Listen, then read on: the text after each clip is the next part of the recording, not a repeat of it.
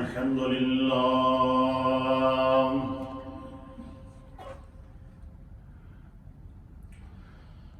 الحمد لله نحمده ونستعينه ونستغفره ونؤمن به ونتوكل عليه ونعوذ بالله من شرور أنفسنا ومن سيئات أعمالنا من يهده الله فلا مضل له ومن يضلله فلا هادي له ونشهد أن لا إله إلا الله ونشهد أن سيدنا وسندنا ونبينا ومولانا محمدا عبده ورسوله أما بعد فأعوذ بالله من الشيطان الرجيم بسم الله الرحمن الرحيم قل يا عبادي الذين أسرفوا على أنفسهم لا تقنطوا من رحمة الله إن الله يغفر الذنوب جميعا إنه هو الغفور الرحيم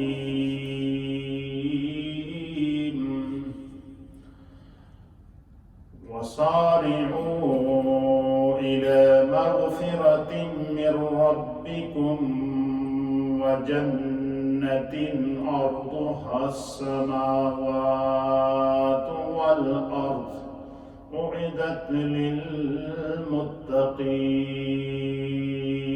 للمتقين وقال في مقام آخر وإن ربك لذو مغفرة للناس على ظلمهم وإن ربك لشديد العقاب آمنت بالله وصدق الله مولانا العظيم وصدق رسوله النبي الأمين الكريم إن الله وملائكته يصلون على النبي يا أيها الذين آمنوا صلوا عليه وسلموا تسليما اللهم صل وسلم على سيد الأنبياء والمرسلين وعلى آله الطيبين وصحابه الطاهرين أجمعين الصلاة والسلام عليك يا سيدي يا رسول الله وعلى آلك وصحابك يا سيدي يا حبيب الله حمد و صلات کے بعد حضرات محترم سامعین و ناظرین سوشل میڈیا کے ذریعے اور ریڈیو کے ذریعے اس وقت جو دنیا بھر میں احباب جمعۃ المبارک کے اس بابرکت ساعت میں مجھے دیکھ اور سن رہے ہیں اللہ تعالیٰ بڑا کریم ہے، بڑا رحیم ہے، ستار ہے، غفار ہے، اپنی مخلوق پر رحم فرمانے والا ہے۔ اس مالک کا یہ فیصلہ ہے کہ جب بھی بندہ اس کی طرف رجوع کرتا ہے تو وہ اپنے بندے کی دعا کو، پکار کو، التجا کو سنتا ہے۔ اور قرآن حکیم فرقان مجید میں اس طرف بھی اللہ اشارہ دے رہا ہے کہ جب بندہ سرکشی کرتا ہے، نافرمانی کرتا ہے، کفر کرتا ہے اور اپنی سوچ سے بڑھ کر اقدامات سوچتا ہے، تو اللہ تعالیٰ اسے ڈھیل دیتا رہتا ہے۔ پھر ایک ایسا موقع آتا ہے کہ خداوند قدوس اسے اپنی پکڑ میں لے آتا ہے۔ قرآن ان مناظر کو بیان کرتا ہے۔ قرآن نے جن لوگوں کو ڈھیل دی ہے، جن کو بطور مثال پیش کیا ہے، ان میں نمرود ایک بادشاہ گزرا ہے جو حضرت ابراہیم علیہ السلام کے دور میں تھا اور پوری دنیا کے اوپر اس کی بادشاہت تھی۔ تو اس نے بجائے اس کے کہ خدا کا وہ شکر ادا کرتا، اللہ کے نبی حضرت ابراہیم علیہ السلام پر ایمان لاتا اور اس زمین کے اوپر انصاف قائم کرتا، اس نے دنیا میں یہ تاثر دیا کہ میں سپر پاور ہوں، میں مطلق العنان حکمران ہوں، میرے پاس دنیا کی ساری طاقتیں موجود ہیں، اور انا ربکم الاعلی، لوگوں سے یہ کہہ بیٹھا کہ تمہارا تو خدا میں ہوں اور مجھے سجدہ کرو۔ اللہ نے نمرود کو موقع دیا، بڑی اس کو ڈھیل دی، لیکن وہ اپنی طاقت کے نشے میں اتنا گم تھا کہ اس نے اللہ کی زمین پر ظلم، شرک اور کفر کی انتہا کر دی۔ پھر خداوند قدوس نے اس پر پکڑ لائی اور آسمان سے ایک مچھر بھیجا جو اس کے ناک کے نتھروں میں گھسا۔ وہ جو لوگوں سے سجدہ کرایا کرتا تھا، کائنات نے اس منظر کو دیکھا کہ وہی سر لوگوں کو کہتا تھا کہ میرے اس میں جوتے مارو، اور وہ بری موت دنیا سے اس کی موت عبرت کا انجام بنی۔ اسی طریقے سے فرعون کو اللہ نے بادشاہت عطا فرمائی، اور اس نے بھی دنیا میں ناانصافی کی، ظلم کیا، نافرمانی کی، خدا کی پکڑ آئی۔ اللہ تعالیٰ نے فرعون اور اس کی افواج اور اس کی طاقت کو سمندر کے اندر غرق کیا، اور وہی سمندر موسیٰ علیہ السلام اس سے گزر رہے ہیں تو ان کو راستہ دے رہا ہے۔ اب منظر دیکھیے، قرآن اس منظر کو بیان کرتا ہے کہ جب موسیٰ علیہ السلام نے اپنے عصا کو دریا کے اوپر مارا تو پانی دو ٹکڑے ہو گیا، دو حصوں میں بٹ گیا اور بیچ میں خشکی نکل آئی۔ تو موسیٰ علیہ السلام اس سے گئے تو دریا نے راستہ دیا، فرعون اسی راستے سے آتا گیا، اس کی فوجیں آتی گئی، اور جب وہ دریا کے کنارے کے اوپر پہنچا تو اس دریا نے، اس سمندر نے، اس کی لہروں نے واپس وہ اللہ نے ان کو جوڑ دیا، اور فرعون اور اس کی افواج اور اس کی طاقت اور اس کا جو سپر پاور تھا، یہ قرآن اس منظر کو بیان کرتا ہے کہ اللہ نے اسے دریا میں، سمندر میں غرق کر دیا۔ اور پھر فرعون کی باڈی کو اللہ تعالیٰ نے قیامت تک کے لیے نشان عبرت بنا دیا، وہ آج بھی اس کی باڈی فریم کے اندر موجود ہے، اس کو جو ہے وہ نشان عبرت بنایا ہے۔ پھر اسی طریقے سے جس دور کے اندر قوموں نے نافرمانیاں کی ہیں، پہلے اللہ نے ان کو ڈھیل دی ہے، پھر اللہ کی پکڑ آئی ہے، اور پھر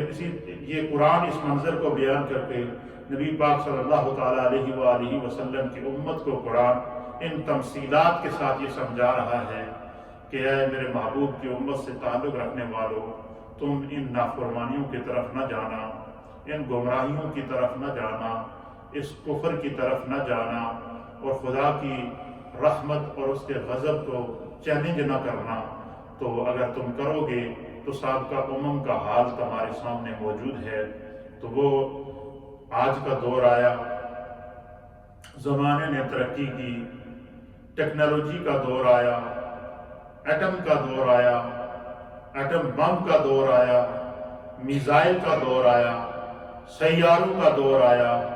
فضائی سفروں کا دور آیا، انسان اپنی ترقی کی معراج پر پہنچا، وہ انسان بجائے خدا کا شکر ادا کرنے کے وہ یہ اللہ کی قدرت کو چیلنج کر بیٹھا، زمین سے ظلم شروع کر دیا، زمین کے اوپر ناانصافی شروع کر دی، اعلانیہ خدا کی جب نافرمانی کی تو اس سے پہلے تو اللہ نے جو ہے وہ ڈھیل دی، لیکن پھر خدا کی پکڑ ان بطش ربک لشدید کی صورت میں، ایک کورونا کی صورت میں اس زمین کے اوپر نمودار ہوئی ہے، جس نے اس وقت ایک وبا بن کر پوری دنیا کو گھیرے ہوئے ہے۔ اور اس وقت پوزیشن یہ ہے، یہ تاریخ کا حصہ ہے۔ آپ پچھلے جتنے قرآن کریم میں مناظر بیان کیے ہیں ان کے ساتھ اس کا جب تقابل کریں گے تو آپ کی بات سمجھ میں آئے گی کہ نمرود کی سپر پاوری اور اس کی بادشاہت کو اللہ نے ایک مچھر کے ذریعے ختم کیا، فرعون کی طاقت اور اس کے گھمنڈ کو اللہ تعالیٰ نے ایک سمندر کی لہر کے اندر غرق کر دیا، اور آج دنیا کی ترقی اور عروج سرنگوں نظر آ رہی ہے، دنیا کی میڈیکل ریسرچ سرنگوں نظر آ رہی ہے، کیونکہ خداوند قدوس کی رحمت اور اس کے غضب کو چیلنج کیا گیا۔ کشمیر میں ظلم کیا گیا، فلسطین میں ظلم کیا گیا، دنیا بھر کے اندر جو ہے وہ طرح طرح کی جو ہے وہ ظلم کیے گئے، تو آج ہم خدا کی پکڑ میں ہیں۔ اللہ تعالیٰ پھر بھی ہمیں نبی پاک کے صدقے بار بار سنبھلنے کا موقع دے رہا ہے۔ یہ قرآن نے نافرمانوں کا منظر بیان کیا۔ اسی طریقے سے قرآن جو فرمانبردار لوگ گزرے ہیں اس زمین کے اوپر، ان کا منظر بھی بیان کرتا ہے۔ اللہ کے نبی حضرت داؤد علیہ السلام، ان کو خدا نے دنیا کی بادشاہت عطا فرمائی تھی۔ حضرت داؤد علیہ السلام نے اس زمین پر انصاف قائم کیا۔ پھر جب آپ اپنی زندگی گزار چکے تو آپ نے اللہ سے دعا کی کہ اللہ تو نے مجھے اس دنیا کا اقتدار عطا فرمایا، اب مجھے کوئی ایسا جانشین عطا فرما جو اس زمین پر اسی طرح انصاف قائم کر سکے جس طرح کہ میں نے اس زمین کے اوپر اہل زمین کے ساتھ انصاف قائم کیا۔ اللہ تعالیٰ نے حضرت داؤد علیہ السلام کی دعا کو سنا تو خدا نے انہیں بیٹا عطا فرمایا، اور اس بیٹے کا نام حضرت سلیمان علیہ السلام تھا، اور وہ بھی خدا کے نبی تھے۔ حضرت سلیمان علیہ السلام کو اللہ نے روئے زمین کی حکومت عطا فرمائی، ہوائیں آپ کے کنٹرول میں، فضائیں آپ کے کنٹرول میں، جنات آپ کے کنٹرول میں، جانور آپ کے کنٹرول میں، انسان آپ کے کنٹرول میں، باہر و بر پر اللہ نے آپ کو حکومت قائم کی۔ لیکن قرآن حضرت سلیمان علیہ السلام کے اقتدار کو بطور مثال پیش کرتا ہے، اور وہ یہ مثال پیش کرتا ہے کہ سلیمان علیہ السلام نے جانوروں کے ساتھ بھی انصاف کیا،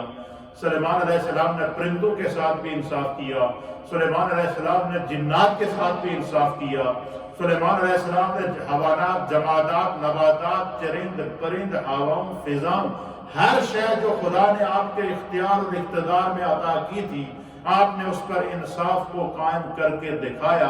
اللہ تعالیٰ ان کے اس انصاف والے اقتدار کو کائنات کے سامنے قرآن میں بطور ایگزامپل پیش کرتا ہے۔ تو گویا قرآن دونوں مناظر کو پیش کرتا ہے، جنہوں نے اقتدار ملنے کے بعد دنیا میں ظلم کیا اور نافرمانی کی، ان کا انجام کیا ہوا، قرآن اس کو بھی پیش کرتا ہے، اور جنہیں خدا نے حکومت عطا فرمائی اور انہوں نے دنیا کے اوپر انصاف قائم کیا۔ اسی طریقے سے ایک اور بادشاہ گزرے ہیں جن کا نام تھا ذوالقرنین۔ ذوالقرنین بادشاہ کا ذکر بھی قرآن کریم فرقان مجید کے اندر آیا۔ اللہ نے ان کو بھی کئی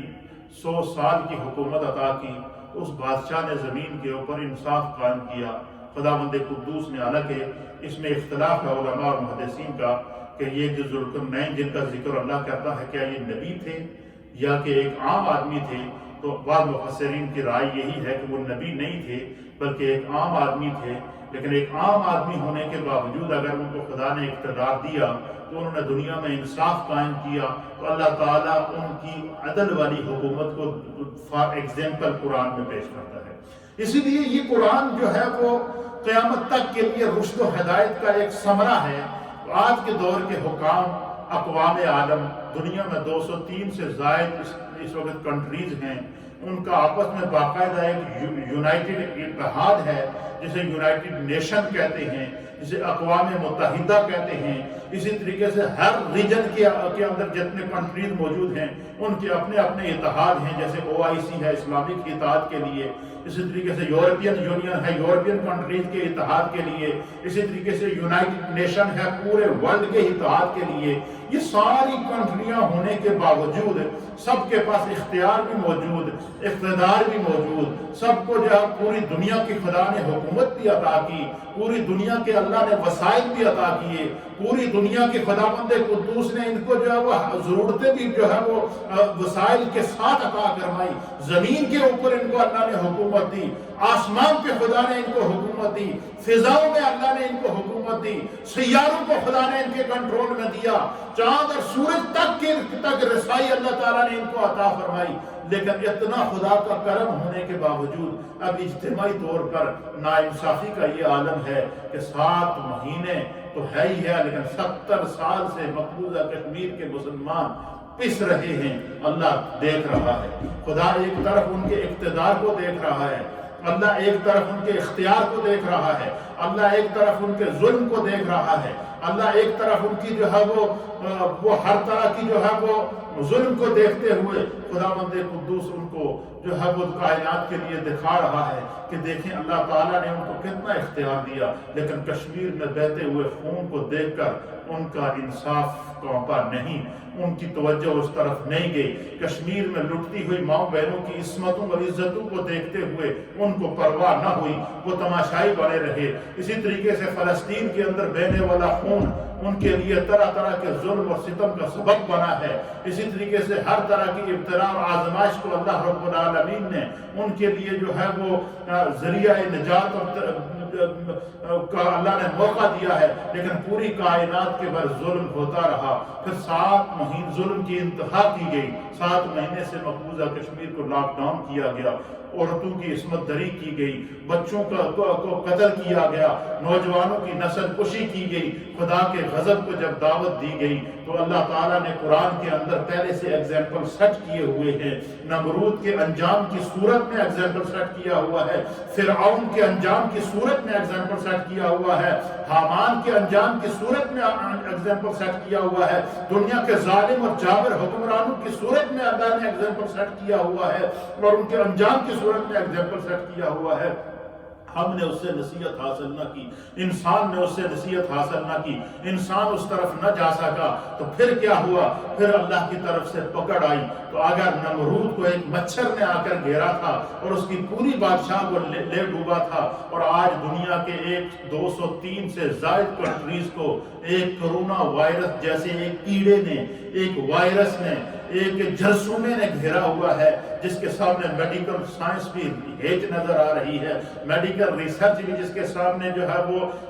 سرنگو نظر آتی ہے۔ اس وقت خداوند قدوس کی پکڑ میں پورا عالم ہے، اور پورا عالم اس وقت لاک ڈاؤن ہے، اور خداوند قدوس ابھی بھی ہمیں موقع دے رہا ہے۔ دیکھیں یہ شعبان المعظم کا بابرکت مہینہ ہے، اور اس مہینے کے اندر اللہ رب العالمین ہمیں بار بار موقع دے رہا ہے کہ میری طرف رجوع کرو۔ قرآن حکیم فرقان مجید میں اللہ فرماتا ہے قُلْ يَا عِبَادِيَ الَّذِينَ أَسْرَفُوا عَلَىٰ أَنفُسِهِمْ لَا تَقْنَطُوا مِن رَحْمَةِ اللَّهِ کہ محبوب آپ فرما دیجئے، آپ ان لوگوں کو بتا دیجئے کہ جنہوں نے اپنی جانوں پر زیادتی کی ہے، فرمایا کہ خدا کی رحمت سے نا امید نہ ہو، تم اپنے گناہ کو چھوڑ دو، اپنے ظلم کو چھوڑ دو، ناانصافی کو چھوڑ دو، کفر کو چھوڑ دو، شرک کو چھوڑ دو، دنیا کے اوپر ہر طرح کی برائی کو چھوڑ کر جب تم اپنے رب کی طرف رجوع کرو گے تو لا تقنطوا من رحمت اللہ، تم خدا کی رحمت سے نا امید نہ ہونا، خدا تمہیں جو ہے کھویا ہوا مقام واپس دے سکتا ہے۔ تو اللہ نے ہمیں شعبان کی صورت میں یہ مہینہ، اور اس مہینے میں شب برات کی صورت میں، اور پھر اس کے بعد آنے والا مہینہ وہ بھی کرم اور رحمت کا مہینہ ہے۔ میں سمجھتا ہوں کہ بار بار خدا ہمیں یہ موقع دے رہا ہے کہ من حیث الانسان من حیث المومن ہمیں اس سے سبق حاصل کرنا چاہیے۔ اللہ فرماتا ہے کہ جب تم سچی توبہ کر لو گے اور اپنے رب کی طرف طرف رجوع کرو گے تو ان اللہ یغفر الذنوب جمیعا، خدا تمہارے گناہوں کو معاف کر دے گا، اللہ تمہاری بخشش اور مغفرت کر دے گا، اللہ تمہیں پھر دوبارہ جینے کا موقع عطا فرما دے گا۔ تو یہ خدا نے ہمیں ایک دفعہ پھر موقع دیا ہے، اب اس سے بھی اگر ہم سبق حاصل نہیں کریں گے، یہ کورونا وائرس کچھ بھی نہیں ہے۔ میں سوشل میڈیا کے ذریعے، الیکٹرانک میڈیا کے ذریعے، اس وقت ریڈیو کے ذریعے پوری دنیا جو مجھے دیکھ رہی ہے، میں یہ پیغام پوری دنیا کے لیے دے رہا ہوں اور یہ پیشنگوئی کے طور پر دے رہا ہوں کہ یہ کورونا وائرس کچھ بھی نہیں ہے۔ اگر ہماری روایہ اور روش میں تبدیلی نہ آئی، ہمارے کردار میں تبدیلی نہ آئی، ہماری سوچ میں تبدیلی نہ آئی، ہم نے رجوع اللہ نہ کیا، ہم نے رجوع الرسول نہ کیا، ہم نے اللہ کے دین کی رسی کو نہ پکڑا، ہم نے نافرمانی اور ظلم کو ختم نہ کیا، یہ کورونا وائرس تو خدا کی طرف سے ایک جھلک ہے۔ اس کے بعد اس سے بڑے عذاب کا انتظار ہمیں کرنا ہوگا، اس سے بڑی پکڑ کا انتظار کرنا ہوگا، اور پھر وہ پکڑ ہوگی کہ جس کے اندر معافی کا موقع نہیں ملے گا، جس کے اندر توبہ کا موقع نہیں ملے گا، جس کے اندر استغفار کا موقع نہیں ملے گا۔ آج ایک طرف اگر خدا نے پوری دنیا کو لاک ڈاؤن کر کے رکھا ہے تو دوسری طرف اس مالک کو مولا نے رحمت کا دروازہ کھولا رکھا ہے، دوسری طرف اس مالک کو مولا نے توبہ کا دروازہ ہمارے لیے کھلا رکھا ہے، دوسری طرف اس مالک کو مولا نے رجوع اللہ کا دروازہ ہمارے لیے کھلا رکھا ہے، دوسری طرف اس مالک کو مولا نے اپنے رب کی طرف لوٹنے کا دروازہ کھلا رکھا ہے۔ اس لیے پورے اقوام عالم کو، پوری دنیا کے اور بالخصوص اسلامک کنٹریز جتنی دنیا کے اندر موجود ہیں، میں ان کی خدمت میں بھی گزارش کروں گا کہ خدا ہمیں موقع دے رہا ہے۔ اس کا ایک حل ہے، وہ حل یہ ہے کہ تاریخ ہمیں بتاتی ہے کہ اس وقت پوری دنیا کے جتنے بھی اسلامک ممالک کے سربراہان ہیں، اسلامک ممالک کے حکمران ہیں، انہیں سچی توبہ کر کے ان تمام حکمرانوں کو، ان سب کے سب حکمرانوں کو من حیث الحکمران، من حیث الملک کا سربراہ، یہ سارے کے سارے نبی پاک کے در پر جمع ہو جائیں اکٹھے۔ تمام ممالک کے حکمران نبی پاک کے در پر جمع ہو جائیں۔ تمام اسلامک کنٹری کی میں بات کر رہا ہوں، دارالکفر کی بات میں نہیں کر رہا، اسلامک کنٹری کے تمام ممالک کے سربراہان کو اس وقت چاہیے یہ سارے کے سارے جمع ہو کر یہ مدینہ طیبہ جائیں، یہ در رسول پر حاضری دیں، رسول اللہ کی ذات کو گواہ بنا کر اللہ کے حبیب سے یہ عہد کریں کہ وہ اس زمین پر ناانصافی نہیں ہونے دیں گے، زمین پر ظلم نہیں ہونے دیں گے، اللہ کی مخلوق جو خدا نے ان کے ذمہ رایا لگائی ہے ان کا خیال کریں گے۔ تو میرا یہ ایمان اور یقین کہتا ہے کہ وہ جب رسول اللہ کی بارگاہ میں اللہ کے حبیب کو گواہ بنا کر پیش کریں گے تو انشاءاللہ العزیز یہ وبا بھی ٹل جائے گی، اس کے اسباب بھی آ جائیں گے، اس کی ویکسین بھی آ جائے گی، اور اس کی ویکسین خدا کی رحمت کی صورت میں آئے گی، اللہ کی رحمت کی ہوا کی صورت میں آئے گی۔ اللہ اپنے عرش سے ایسی رحمت کی ہوا اس زمین پر بھیجے گا کہ پھر یہ زمین جو ہے وہ پوری کی پوری یہ زمین اللہ کی رحمت اور کرم اور شفا کے ساتھ اس کی ہوا بھی شفا والی ہو جائے گی، اس کی خاک بھی شفا والی ہو جائے گی۔ اور ہمارا ایمان ہے اور یہ ہمارے پاس ایگزامپل موجود ہے کہ جب اللہ کے حبیب علیہ السلام مدینہ طیبہ تشریف لائے، آپ نے مدینے کی سرزمین پر جب قدم رکھا تو اس وقت مدینے کی سرزمین کو یثرب کہتے تھے، وہ بیماریوں کا گھر تھا، وہ بیماریوں کا گڑھ تھا، وہ یثرب تھا، وہ وہاں ایسی بیماری لگتی تھی کہ لوگ وہاں جانے سے منع کرتے تھے۔ لیکن میرے مصطفیٰ کے جب مدینے میں قدم لگے تو مدینے کی سرزمین ایک طرف خاک شفا بنی اور دوسری طرف میرے مصطفیٰ کی مدینے کی سرزمین نے جب میرے مصطفیٰ کے قدم کو چوما تو اللہ کے حبیب علیہ السلام نے کائنات کے سامنے اعلان کر کے بتایا کہ ما بین بیتی و منبری روضۃ من ریاض الجنہ۔ حضور نے فرمایا میرے گھر سے لے کر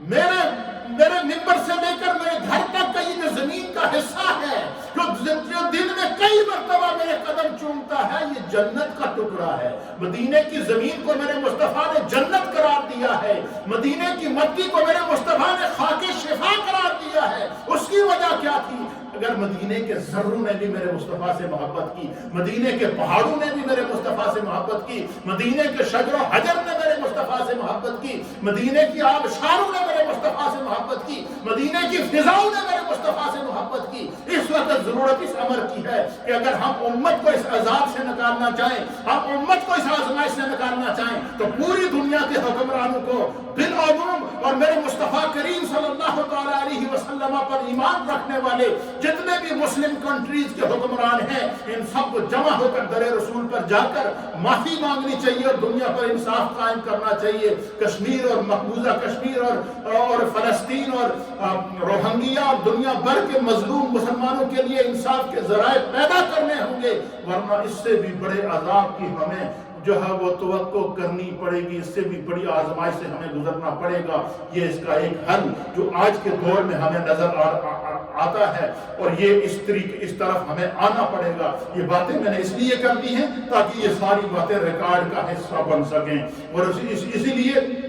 اللہ کے حبیب علیہ السلام جو ہے وہ رحمت للعالمین ہیں، اور رب کی ذات رحمان اور رحیم ہے۔ اللہ تعالیٰ اپنے بندوں کو معاف کر دیتا ہے اگر وہ سچے دل سے اس کی طرف رجوع کریں۔ اور پھر اسی طریقے سے اللہ رب العالمین نے ارشاد فرمایا کہ جب تمہیں کسی آزمائش میں اپنے آپ کو پاؤ، ابتلا میں اپنے آپ کو پاؤ، تو پھر کیا کرو؟ فرمایا وَسَارِعُوا إِلَىٰ مَغْفِرَةٍ مِّن رَّبِّكُمْ، فرمایا کہ پھر اپنے رب کی مغفرت اور اس کی جنت کی طرف دوڑے چلے آؤ۔ اور جو خدا نے جنت پیدا کی ہے وہ کیا ہے؟ ارضها السماوات والارض، جس کا ارض آسمانوں اور زمینوں، یہ زمین کے اللہ نے جو جنت بنائی ہے اس کی وسعت کا یہ عالم ہے کہ وہ جس طرح آسمان اور زمین یہ اس دنیا پر پھیلے ہوئے نظر آتے ہیں، اتنی وسیع خدا نے جنت بنا رکھی ہے اہل ایمان کے لیے۔ فرمایا کہ اپنے رب کی طرف لوٹ کر آجو، اللہ نے متقین کے لیے تیار کی ہے۔ پھر رب کریم پھر ہمیں بار بار قرآن کریم کے اندر اس طرف اشارہ دے رہا۔ سورہ رات کے اندر اللہ نے فرمایا ان ربک لذو مغفرۃ للناس علی ظلمہم، فرمایا بے شک